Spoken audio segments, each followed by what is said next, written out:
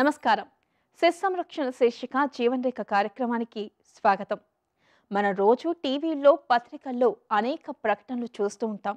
అందులో ఎక్కువగా పిల్లల ఆహారానికి సంబంధించిన ప్రకటనలు ఉండడం గమనించవచ్చు. పిల్లల ఆహార ప్రకటనలో 90% అనారోగ్యం కలిగించే ఆహారాలే అని ఇటీవలి అధ్యయనం తేల్చింది. అంటే ప్రచారానికి మోసపోయి మనం అనారోగ్యాన్ని కొని తెచ్చుకుంటున్నాం. పిల్లలు అవి చూసి తల్లిదండ్రుల మీద ఒత్తిడి తీసుకొస్తున్నారు. అనారోగ్యకరమైన ఆహారం పిల్లల ఊబకాయానికి, తద్వారా మరిన్ని ఆరోగ్య సమస్యలకు దారితీస్తుందని గుర్తుంచుకోవాలి. ఈ అంశాల గురించి ఈనాటి శిశు సంరక్షణ శీర్షిక జీవన్ రేఖలో తెలుసుకుందాం.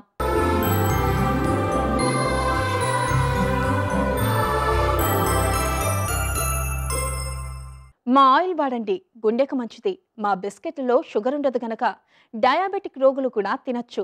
మా న్యూడిల్స్లో బోలెడన్ని పోషకాలు ఉన్నాయి. మా హెల్త్ డ్రింక్ తాగితే మీ బుర్ర తారాచువలా పనిచేస్తుంది. ఇలాంటి ప్రకటనలు మనం రోజు టీవీల్లో, పేపర్లలో చూస్తూనే ఉంటాం. అందులో నటీనటులు, క్రికెట్ స్టార్స్ చెప్పే తీరు చూసి నిజమేమో అని నమ్మేస్తాం. అదంతా ఆయా సంస్థల మార్కెటింగ్ వ్యూహమని, వాళ్ళు చెప్పేదానికి వాస్తవానికి పొంతన ఉండదని సర్వేలు తేల్చాయి. మరి ఈ ప్రకటనలకు పిల్లలు ఎలా ఆకర్షితులవుతున్నారో ఇప్పుడు చూద్దాం.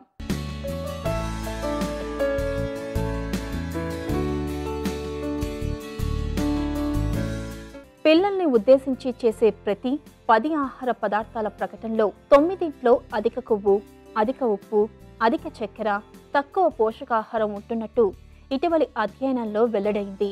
పిల్లలు ఎలాంటి ఆహారం తినాలని డాక్టర్లు సూచిస్తున్నది, ఈ ప్రకటనలో ఎలాంటి ఆహారాన్ని ప్రోత్సహిస్తున్నది పోల్చి చూసినప్పుడు ఆశ్చర్యపోక తప్పదు. ప్రకటనలో ఎక్కువగా అనారోగ్యకరమైన ఆహారాన్నే ప్రమోట్ చేస్తున్నారు. అధికంగా చక్కెర కలిపిన పదార్థాల ప్రకటనలు 59% ఉండగా, కొవ్వు ఎక్కువగా ఉన్న ఆహార పదార్థాల ప్రకటనలు 19% ఉన్నాయి. మరికొన్ని తప్పుదారి పట్టించే ప్రకటనల మీద ఫిర్యాదు చేసిన ఫలితం లేకుండా ఆ ప్రకటనల దిగువన చిన్న అక్షరాలతో గమనిక అంటూ లోపాలను కప్పిపుచ్చుకునే ప్రయత్నం చేస్తారు.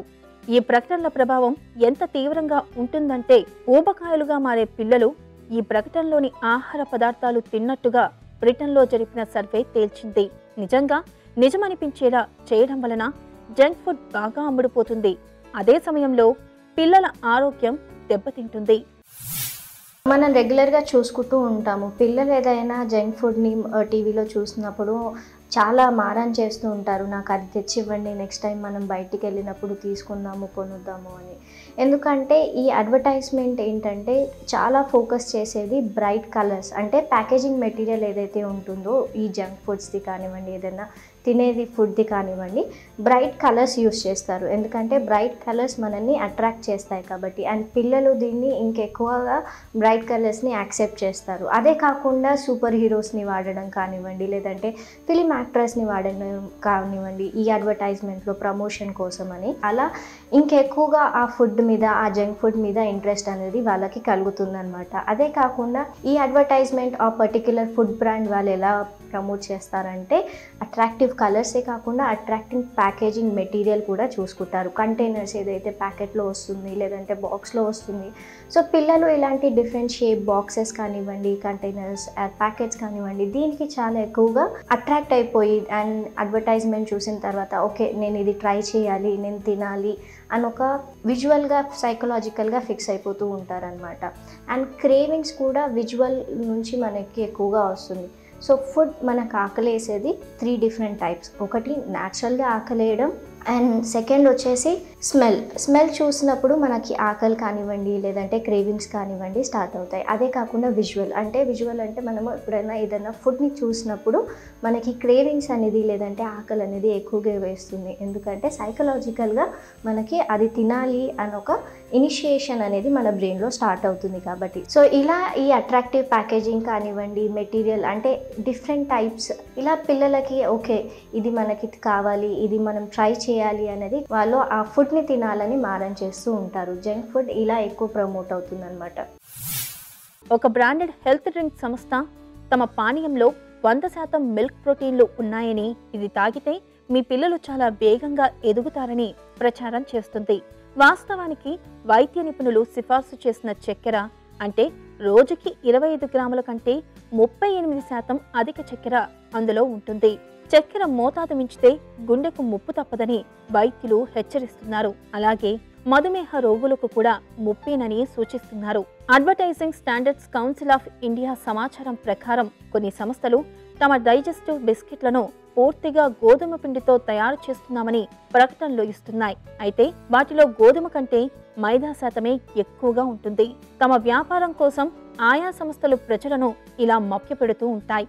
వాటిని నమ్మితే ఆరోగ్యానికే ముప్పు వస్తుంది, దేహానికి అదనపు బరువును చేరుస్తాయి, చివరికి ఊబకాయానికి దారితీస్తుంది. పిల్లలు ఎలాంటి అడ్వర్టైజ్మెంట్ చూసి అట్రాక్ట్ కాకుండా మనం ఏంటంటే జాగ్రత్త తీసుకోవాలి. వాళ్ళకి ఆ ఫుడ్ ద్వారా ఆ ఫుడ్ మెటీరియల్ కన్జ్యూమ్ చేసినప్పుడు ఎలాంటి సైడ్ ఎఫెక్ట్స్ వస్తాయి, లేదంటే దాన్ని బ్యాడ్ ఎఫెక్ట్స్ గురించి వాళ్ళకి ఎక్స్ప్లెయిన్ చేయడం కానివ్వండి, లేదంటే విజువల్గా ఏదైనా వీడియో చూపించడం కానివ్వండి. ఇలాంటివి చేసినప్పుడు ఏంటంటే పిల్లలకి ఒక ఎడ్యుకేషనల్ పరంగా మనము నో అని చెప్తే వాళ్ళు అర్థం చేసుకుంటారు. లేదు అని జస్ట్ నో చెప్పడం వల్ల వాళ్ళు ఇంకా మారం చేసి అది పర్టికులర్గా తినాలి అని చాలా యాంగ్జైటీ చూపిస్తూ ఉంటారనమాట. సో అలాంటి అవాయిడ్ చేయడానికి మనం ఏంటంటే ఎడ్యుకేషనల్ వైజ్గా పిల్లలకి చెప్పాలి. ఈ ఫుడ్ తీసుకుంటే అంటే ఎలాంటి పర్టికులర్ జంక్ ఫుడ్ తీసుకుంటే మనకి దాని నుంచి వచ్చే బ్యాడ్ ఎఫెక్ట్స్ ఏంటి అని పిల్లలకి ఎక్స్ప్లెయిన్ చేసిన కనుక సో వాళ్ళు బెటర్గా అవాయిడ్ చేయడానికి ఒప్పుకుంటారు. సో పిల్లలకి ఇలాంటి అట్రాక్టివ్ అడ్వర్టైజ్మెంట్ నుంచి డైవర్ట్ చేయడానికి ఎడ్యుకేషనల్ వీడియోస్ కానివ్వండి, ఎడ్యుకేషనల్గా వాళ్ళకి దాని బ్యాడ్ ఎఫెక్ట్ చెప్పడం కాకుండా మనము వాళ్ళకి ఫ్రీక్వెంట్గా స్మాల్ ఇంటర్వెల్స్లో ఫుడ్ ఏదైతే హెల్దీ ఫుడ్ ఉంటుందో దాన్ని స్నాక్గా ఇవ్వడం వల్ల వాళ్ళు ఇలా సెకండ్ జంక్ ఫుడ్కి వెళ్ళకుండా క్రేవింగ్స్ కాకుండా బాగా మనము ఒక జాగ్రత్త పడవచ్చు అనమాట. అదే కాకుండా మనం ఇంట్లోనే డార్క్ చాక్లెట్ కంపౌండ్ తెచ్చి దాంట్లో నట్స్ యాడ్ చేయడం వల్ల సో అది కూడా ఒక హెల్దీ ఆప్షన్ ఆఫ్ చాక్లెట్ అవుతుందన్నమాట. బయటి చాక్లెట్స్ కాకుండా ఇంట్లోనే మనం చాక్లెట్ కొంచెం రెడీ చేసినట్టయితే దాంట్లో నట్స్ యాడ్ చేసినట్టే దాని న్యూట్రిషన్ వాల్యూస్ ఇంకా పెరిగిపోతాయి. సో ఇదే కాకుండా మనం న్యాచురల్గా ఇంట్లో పిండి పదార్థాలు ఏవైతే చేసుకుంటూ ఉంటామో అవి కూడా మనము పిల్లలకి ఇస్తే చాలా బెటర్గా ఉంటుంది. ఎందుకంటే ఈ పిండి పదార్థాలు ముఖ్యంగా మనకి లెంటిల్స్ అంటే పప్పు ఫ్లార్తో ఏదైతే బేసన్ కానివ్వండి సో దాంట్లో ప్రోటీన్ అనేది ఎక్కువగా ఉంటుంది కాబట్టి సో పిండి పదార్థాలు కూడా వాళ్ళకి ఒక స్నాక్ ఐటెంగా ఇవ్వచ్చు. జంక్ ఫుడ్ ప్రకటనల ప్రభావం పిల్లల మీద పడకుండా ఉండాలంటే పిల్లలు టీవీ తక్కువగా చూసేలా చూడాలి. ఆరోగ్యకరమైన ఆహారం తినడం వలన పిల్లల్ని జంక్ ఫుడ్ కి దూరంగా ఉంచవచ్చు. ఆరోగ్యకరమైన ఆహారాన్ని రుచికరంగా తయారు చేయడం ద్వారా పిల్లల్ని ఆకట్టుకునే వీలుంది. అదే సమయంలో ఇంట్లో అంతా కలిసి తినడం అనే అలవాటు వలన పిల్లలతో బంధం గట్టిపడుతుంది. ఒక ప్రకటన ద్వారా ఒక అబద్ధాన్ని ఎలా ప్రచారం చేస్తారో అర్థమయ్యేలా చెప్పడం ద్వారా కూడా పిల్లల్లో అవగాహన పెంచవచ్చు. నిజానికి పాఠశాల స్థాయిలో ఇలాంటి అవగాహన పెంచాలి. ఆ విధంగా పిల్లలు ప్రకటనను విశ్లేషించే సామర్థ్యం పెంచుకుంటారు. ఆకర్షణీయమైన ప్యాకింగ్ లాంటివి మార్కెటింగ్ వ్యూహంలో భాగమే తప్ప లోపల ఉన్న ఆహార పదార్థం ఆరోగ్యవంతమైనది కాకపోవచ్చుననే సంగతి తెలిస్తే పిల్లల్లో కొంత విముఖత ఏర్పడవచ్చు. సో వాళ్ళని దాని నుంచి అవాయిడ్ చేయాలి అంటే మనం ఇంట్లోనే హెల్దీ అండ్ యమ్మీ స్నాక్స్ వాళ్ళకి చేసినట్టయితే వాళ్ళు డెఫినెట్గా బయటి ఫుడ్ని అవాయిడ్ చేస్తూ ఉంటారు. అంటే గట్ బ్యాక్టీరియా ఎలా అవుతుందంటే మనం సర్టన్ హెల్దీ ఫుడ్స్ తింటూ ఉన్నప్పుడు ఆ హెల్దీ ఫుడ్ క్రేవింగే ఎక్కువగా అవుతుంది అండ్ జంక్ ఫుడ్ క్రేవింగ్ అనేది మనకి తగ్గిపోతుంది అనమాట. న్యాచురల్ గట్ బ్యాక్టీరియా మనకి గుడ్ ఉన్నప్పుడు హెల్దీగానే ఇంట్లోనే మనము పీనట్ బటర్ కానివ్వండి, లేదంటే డార్క్ చాక్లెట్ విత్ నట్స్ ఇంట్లోనే చేసి ఇవ్వడం కానివ్వండి, లేదంటే ఉడకబెట్టిన బీన్స్ అంటే రాజ్మా, చోలే, బొబ్బెర్లో ఏదైతే మనం అంటామో అలాంటివి ఇవ్వడం కానివ్వండి. సో న్యాచురల్గానే మనము హెల్దీ స్నాక్స్ ఇస్తుంటే వీళ్ళకి చాలా ఎక్కువగా న్యూట్రిషన్ వాల్యూ అనేది దక్కుతుంది. జంక్ ఫుడ్ అనేది కంప్లీట్గా అవాయిడ్ చేస్తేనే పిల్లలకి మంచిదండి. ఎందుకంటే వీళ్ళకి సైకలాజికల్గా కూడా ఈ జంక్ ఫుడ్ అనేది హార్మ్ చేస్తూ ఉంటుంది. ఎందుకంటే దీంట్లో యాడెడ్ షుగర్స్ కానివ్వండి, కలర్స్ కానివ్వండి, అడిటివ్స్ కానివ్వండి అండ్ కల్తీ కూడా చాలా ఎక్కువగా ఉంటుంది. దీంట్లో వచ్చే న్యూట్రియన్ వాల్యూస్ చాలా చాలా చాలా తక్కువగా ఉంటాయి. సో సైకలాజికల్ డిజార్డర్స్ కూడా అంటే లెర్నింగ్ డిజేబిలిటీస్, లేదంటే హైపర్ యాక్టివ్ అయిపోవడం కానివ్వండి, లేదంటే క్లాస్లో అటెన్షన్ ఇవ్వకపోవడం కానివ్వండి, ఇలాంటివి కామన్గా చూస్తూ ఉన్నాము. సో రీసెర్చ్ ప్రకారం పిల్లలు ఎవరైతే జంక్ ఫుడ్ ఎక్కువగా తింటారో వాళ్ళకి learning, attention deficiency and hyper active అనేది ఇవి కామన్గా చూస్తూ ఉంటారు. సో ఇవి అన్నీ అవాయిడ్ చేయడానికి, గ్రోత్ కరెక్ట్గా ఉండడానికి కరెక్ట్గా న్యూట్రియం డెన్స్ ఫుడ్ మనం ఇంట్లోనే ప్లాన్ చేసి హెల్దీ వర్జన్ స్నాకింగ్ పిల్లలకి ఇంక్లూడ్ చేసినట్టయితే వాళ్ళకి గ్రోత్ అండ్ డెవలప్మెంట్కి కూడా చాలా హెల్ప్ అవుతుంది అండ్ వాళ్ళు ఫిజికల్ మెంటల్లో కూడా చాలా స్ట్రాంగ్గా అవుతారు. ఆహార పదార్థాలు, ముఖ్యంగా చిన్నపిల్లలను ఉద్దేశించిన జంక్ ఫుడ్ విషయంలో తప్పుదారి పట్టించే ప్రకటనలు పిల్లల ఆరోగ్యాన్ని దెబ్బతీస్తున్నాయి, పిల్లల్లో ఊబకాయానికి కారణమవుతున్నాయి. ఇలాంటి ప్రకటనలు చూడకుండా చేయడం, తల్లిదండ్రులు తమ విచక్షణ ప్రదర్శించి జంక్ ఫుడ్కు దూరంగా ఉంచడం మాత్రమే ఈ సమస్యకు కొంత పరిష్కారం. మొత్తంగా జంక్ ఫుడ్ వలన కలిగే అనార్థాలను గుర్తెరిగి తల్లిదండ్రులు అప్రమత్తంగా ఉండడం మంచిది. విటమిన్ డి లోపం అనేది రాను రాను పెద్ద సమస్యగా మారుతుంది. కేవలం పెద్దవాళ్లలోనే కాదు, చిన్నపిల్లల్ని కూడా ఈ సమస్య ఇబ్బంది పెడుతుంది. పోషకాహారం లేకపోవడం వంటి అనేక కారణాల వల్ల సమస్య ముదిరి ఎక్కువ ఇబ్బందులకు గురి చేస్తుంది. ఇందుకోసం పాఠశాలల్లో మైదానాలు ఉండడం, పిల్లలు ఎండలో తగినంత సమయం గడిపేలా చర్యలు తీసుకోవాలి. కార్యక్రమంలో ఇప్పుడు సమస్య సలహా చూద్దాం.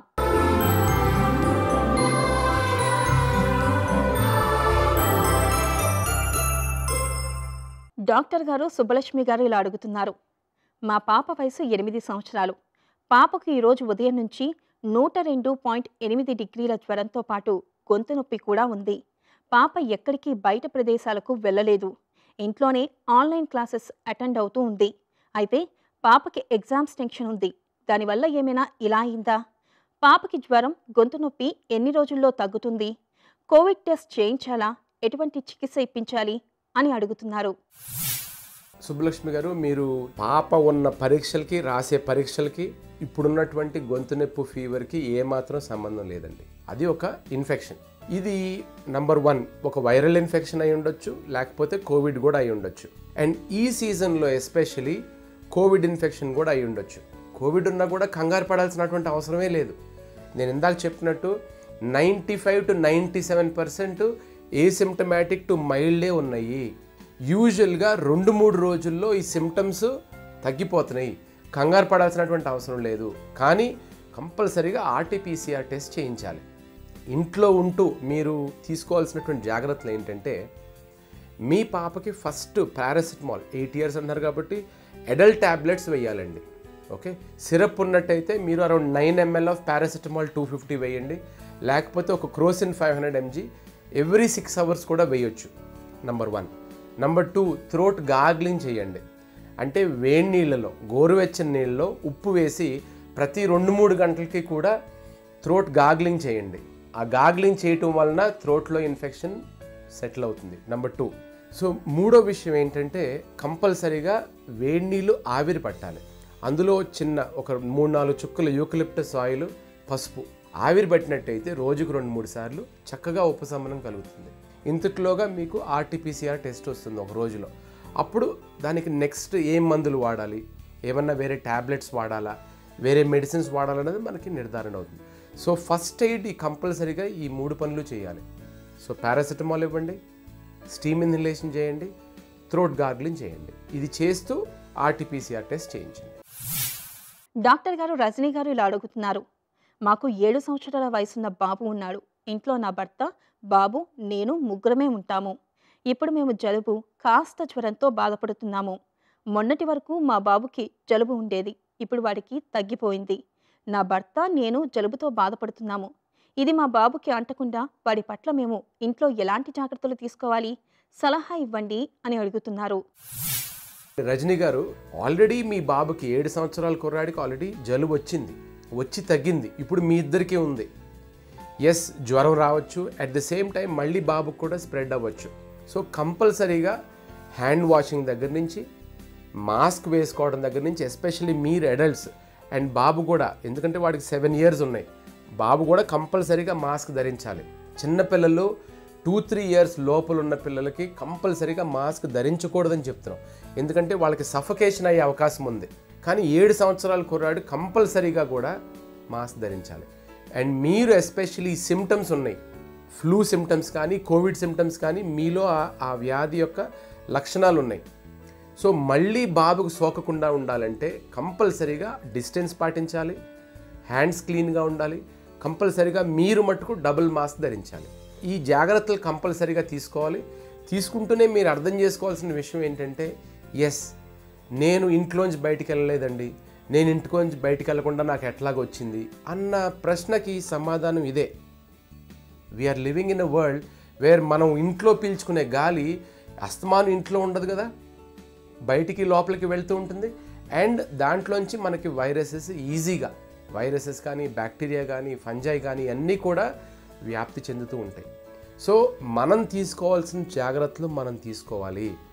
అండ్ మనం ఇవ్వాల్సినటువంటి ఎడ్యుకేషన్, తల్లిదండ్రులుగా మనం పిల్లలకి తీసుకోవాల్సిన జాగ్రత్తలు నేర్పాలి. విటమిన్ డి పొందేందుకు కొన్ని కూరగాయలు, పండ్లు తీసుకోవచ్చు. అయితే సూర్యరశ్మి ద్వారా ఈ విటమిన్ అందినట్లుగా కూరగాయల ద్వారా అందదు. అందుకే పిల్లలు ఎండలో ఆడుకునేలా చర్యలు తీసుకోవాలని చెబుతున్నారు నిపుణులు. ఇలా చేయడం వల్ల పిల్లల్లో విటమిన్ డి సమస్య తలెత్తకుండా ఉండడమే కాకుండా ఎముకలు దృఢంగా మారి పిల్లలు ఆరోగ్యంగా తయారవుతారు. ఈ విషయం మీద అన్ని పాఠశాలల్లో అవగాహన కార్యక్రమాలు నిర్వహించడం చాలా అవసరం. డాక్టర్ గారు వెంకట్రావు గారు ఇలా అడుగుతున్నారు. మా బాబు వయసు 10 ఏళ్లు. కొంతకాలంగా బాబు మూత్రం పోసేటప్పుడు మంటగా ఉందని చెబుతున్నాడు. కనీసం వారానికి ఒకసారి ఈ సమస్య వస్తుందని చెబుతున్నాడు. ఇంతకుముందు కూడా ఇలానే అంటుంటే డాక్టర్ని కలిశాము. మందులు ఇచ్చారు, తగ్గింది. మా బాబు నీళ్లు కూడా బాగానే తాగుతాడు. మరి ఈ సమస్య వాడికి మళ్ళీ మళ్ళీ ఎందుకు వస్తుంది? సలహా ఇవ్వండి అని అడుగుతున్నారు. వెంకట్రావు గారు, సాధారణంగా మీరు చూసారంటే పిల్లవాడికి మూత్రం వెళ్ళేటప్పుడు మంట ఉంది అంటే దాన్ని యూరినరీ ట్రాక్ట్ ఇన్ఫెక్షన్ అంటూ ఉంటాం. అంటే సింపుల్ వర్డ్స్ యూటీఐ అంటే మూత్రానికి సంబంధించిన ఇన్ఫెక్షన్ అనేది. సో ఇదివరకు ఎటువంటి టెస్ట్స్ మీరు చేయించారనేది చూసుకోవడం చాలా ఇంపార్టెంట్. టెస్ట్ చేయించకపోతే వెంటనే మెడికల్ అటెన్షన్ తీసుకోవడము, పీడియాట్రిషియన్ని కన్సల్ట్ అవ్వడము, లోకల్ ఎగ్జామినేషన్ చేయించుకోవడం చాలా ఇంపార్టెంట్. అంటే మూత్రం వెళ్ళే చోట చర్మాన్ని వెనక్కి లాగి చూడాలి ఎంతవరకు వెళ్తుంది లేదు అనేది. కొన్నిసార్లు ఏమవుతుంది, దానికి సరి అయిన మీరు హైజీనిక్ మెజర్స్ అంటే ప్రతిసారి మూత్రం వెళ్ళినప్పుడు చర్మాన్ని వెనక్కి లాగి సోప్ వాటర్తో క్లీన్ చేయడము, పిల్లవాడికి అలవాటు చేయించడం అనేది చాలా ఇంపార్టెంట్. జనరల్గా తల్లిదండ్రులు ఈ ప్రాక్టీస్ చెయ్యరు. సో అటువంటి పిల్లలకి మూత్రం వెళ్ళే చోట ఎదురు భాగం చర్మం కింద అతుక్కుపోయి దానివల్ల ఇన్ఫెక్షన్స్ ఫ్రీక్వెంట్గా వస్తూ ఉంటాయి. ఆ పర్టికులర్ కండిషన్ని మనము ఫైమోసిస్ అని అంటూ ఉంటాం అన్నమాట. సో ఫైమోసిస్ ఉన్న పిల్లలకి చాలా తరచుగా యూరిన్ ఇన్ఫెక్షన్ అనేది చూస్తూ ఉంటాం. సో అటువంటిది ఉందా అని గమనించాలి. ఒకవేళ కనుక ఆ ప్రాబ్లం ఉంది అంటే సర్కంసిషన్ అనే ప్రొసీజర్తోని ఎదురుగా ఉన్న చర్మాన్ని తీసేసి కుట్లు వేస్తారు. కరిగిపోయే కుట్లు వేసిన తర్వాత ఈ ప్రాబ్లం కంప్లీట్గా రిజాల్వ్ అయిపోతుంది. లేదు అటువంటి ప్రాబ్లం లేదు, ఓన్లీ యూరిన్కి సంబంధించి ఇన్ఫెక్షన్ ఉంది అని అనుకున్నప్పుడు యూరిన్ టెస్ట్ చేసి దాన్ని కన్ఫర్మ్ చేసి దానికి సంబంధించిన మెడిసిన్స్ కనుక వాడితే కంప్లీట్గా ఈ ప్రాబ్లం క్యూర్ అవుతుంది. మూడోది వాటర్ ఇంటేక్ అనేది చాలా చాలా ఇంపార్టెంట్. నార్మల్గా మీరు చూసారంటే 10 ఏళ్ల వయసులో ఉన్న పిల్లవాడికి 2 నుండి 2.5 లీటర్ వాటర్ అనేది ఇవ్వడం చాలా important. And hygiene, personal hygiene maintain చేయడం కూడా చాలా ఇంపార్టెంట్. యూరిన్ వెళ్ళిన ప్రతిసారి చర్మాన్ని వెనక్కి లాగి సోప్ వాటర్తో క్లీన్ చేయాలి. సో ఇటువంటి మీరు పద్ధతులు ఫాలో చేస్తే ఈ ఇన్ఫెక్షన్ అనేది తరచుగా రాకుండా మీరు కాపాడుకోవచ్చు. డాక్టర్ గారు రమ్య గారు ఇలా అడుగుతున్నారు. మా బాబు వయసు 9 ఏళ్లు. ఈ మధ్య బాబు తలనొప్పితో ఇబ్బంది పడుతున్నాడు. కొన్నిసార్లు వాంతులు కూడా అవుతున్నాయి. ఈ సమస్య భవిష్యత్తులో కూడా ఇబ్బందిగా మారుతుందేమో అనిపిస్తుంది. డాక్టర్లకు చూపిస్తే ఫుడ్ పాయిజన్ అయ్యుండొచ్చు అంటున్నారు. అసలు కారణం ఏమై ఉంటుంది? దయచేసి పరిష్కారాన్ని తెలియజేయగలరు అని అడుగుతున్నారు. రమ్య గారు, పిల్లల్లో తలనొప్పి రావడానికి కొన్ని స్పెసిఫిక్ రీజన్స్ ఉంటాయండి. నార్మల్గా 9 ఏళ్ల వయసులో ఉన్న పిల్లవాడికి స్ట్రెస్కి సంబంధించిన హెడేక్స్ అనేది మనం చూడం. అంటే స్ట్రెస్ అంటే ఎగ్జామ్ టెన్షన్ కానివ్వండి, హోంవర్క్ టెన్షన్ కానివ్వండి, ఇటువంటి జనరల్గా 9 ఏళ్ల వయసుకి మనం చూడమన్నమాట. సో స్ట్రెస్ అనేది రూల్ అవుట్ చేసుకున్నాక అదర్ రీజన్స్ ఏముంటాయి తలనొప్పి కానీ మీరు చూసారంటే, వాంతులతో తలనొప్పి ఉంది అంటే జనరల్గా దాన్ని మైగ్రేన్ అని అంటూ ఉంటాం అన్నమాట. సో మైగ్రేన్ అనేది ఫ్యామిలీలో అంటే ఒక హెరిడిటరీ ప్రాసెస్లో వస్తూ ఉంటుంది. సో ఇంట్లో ఎవరికైనా కూడా ఇటువంటి ప్రాబ్లం ఖచ్చితంగా మీరు గమనించి ఉండాలి. ఫాదర్కి కానివ్వండి, మదర్కి కానివ్వండి, అంతకుముందు జనరేషన్లో కానివ్వండి. సో ఈ మైగ్రేన్ అనేది it's a familial problem, hereditary problem. So ఈ పర్టికులర్ కండిషన్ని మైగ్రేన్ విత్ ఆరా అంటూ ఉంటాం. అంటే వాళ్ళకి తలనొప్పి వచ్చేది కూడా వాళ్ళకి ముందే వాళ్ళకి తెలిసిపోతుంది అనమాట. ఒక 10-15 నిమిషాల ముందు విపరీతమైన తలనొప్పి రావడం, తలపోటు రావడం, బ్రైట్ లైట్స్ చూస్తే వాళ్ళకి నొప్పి ఎక్కువ అవడం, ఇలాంటివి మనం గమనిస్తూ ఉంటాం. సో అటువంటిది ఉందా అనేది మీరు గమనించాల్సిన అవసరం ఉంది. అలా ఉంది అన్నప్పుడు ఆ టైంలో సింపుల్గా పారాసెటమాల్ టాబ్లెట్ వేసుకుంటే తలనొప్పికి రిలీఫ్ దొరుకుతుంది. రెండోది ఎక్కువ లైట్కి ఎక్స్పోజ్ అవ్వకుండా ఉండాలి పిల్లలు. మూడోది మైగ్రేన్ కనుక మనం డయాగ్నోజ్ అయితే ఎక్కువ నట్స్, చాక్లెట్స్, నట్స్ అంటూ ఉంటాం, డైరీ ప్రోడక్ట్స్ ఇవన్నీ కూడా కొంచెం తగ్గించాలి. అలా తగ్గిస్తే ఆటోమేటికలీ ఈ మైగ్రేన్ అనేది మెల్లిమెల్లిగా తగ్గుతూ వస్తుంది. చాలా రేర్ సిచ్యువేషన్స్లో దీర్ఘకాలిక సమస్యగా మారే అవకాశాలు ఉంటుంది. కాబట్టి అలా ఉంది అన్నప్పుడు కొన్ని మెడిసిన్స్, లాంగ్ టర్మ్ మెడికేషన్ వాడితే ఈ ప్రాబ్లం అనేది ఎక్కువ అవ్వకుండా మనం చూసుకోవచ్చు. అండ్ మైగ్రేన్కి మోస్ట్ ఇంపార్టెంట్ మీరు చూసారంటే ట్రిగర్స్ అంటే ఏంటి? ఎక్కువ చాక్లెట్స్ తినడము, లేదా ఎక్కువ బ్రైట్ లైట్లో వెళ్ళడం, సింపుల్ స్ట్రెస్, ఇటువంటి సిచ్యువేషన్స్ వల్ల అవి ట్రిగర్ అవుతూ ఉంటాయి మైగ్రేన్. సో అలాంటి ఎపిసోడ్స్ జరగకుండా చూసుకోవడం అనేది యాజ్ అ పేరెంట్ మన బాధ్యత. విటమిన్ డి లోపం చిన్నప్పటి నుంచే ఉండడం వల్ల పిల్లలు బలహీనంగా మారుతున్నారు. స్మార్ట్ ఫోన్కి అడిక్ట్ అయిన పిల్లలు అవుట్డోర్ గేమ్స్ ఆడేందుకు ఆసక్తి చూపడం లేదు. దీంతో సమస్య మరింత ఎక్కువవుతుంది. అయితే ఈ సమస్య పట్ల తల్లిదండ్రులు కూడా జాగ్రత్త వహించాలి. చిన్నప్పటి నుంచే పిల్లలు ఆటల్లోనూ చురుగ్గా ఉండేలా చూడాలి. ఇండోర్ గేమ్స్ మాత్రమే కాకుండా అవుట్డోర్ గేమ్స్ కూడా ఆడేలా చూడాలి. దీంతో వారికి సూర్యరశ్మి తగిలి ఎలాంటి సమస్యలు రాకుండా ఉంటాయని చెబుతున్నారు నిపుణులు. ఇది నేటి శిశు సంరక్షణ శీర్షిక జీవన్ రేఖ. మరో కార్యక్రమంలో మళ్ళీ కలుద్దాం. అంతవరకు సెలవు. నమస్తే. మీ ఆరోగ్య సమస్యలను, సందేహాలను మాకు పంపించవలసిన వాట్సాప్ నంబర్ 87905 97766.